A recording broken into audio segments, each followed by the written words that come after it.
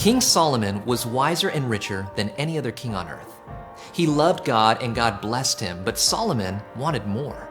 He had many wives from different nations, and before long, Solomon's wives were able to turn him away from God. Solomon began to worship the false gods that his wives worshipped. He built altars on a hill near Jerusalem to worship idols.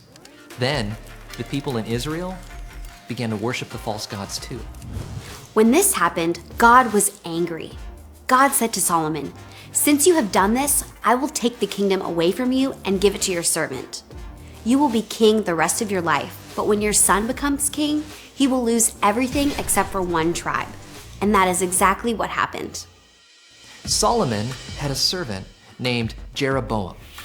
One day, a prophet named Ahijah met Jeroboam as he was coming down the road.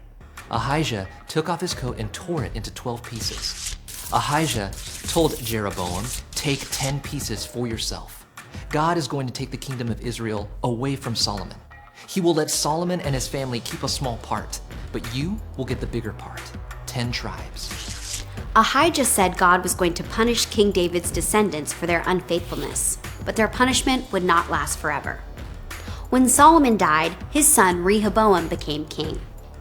The people did not want to serve a king like Rehoboam because he treated them so harshly, so they made Jeroboam king. The kingdom of Israel was now divided.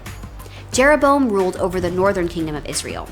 Solomon's son only ruled over the southern kingdom of Judah. King Solomon's sin led to the division of the kingdom. God's people needed a better king.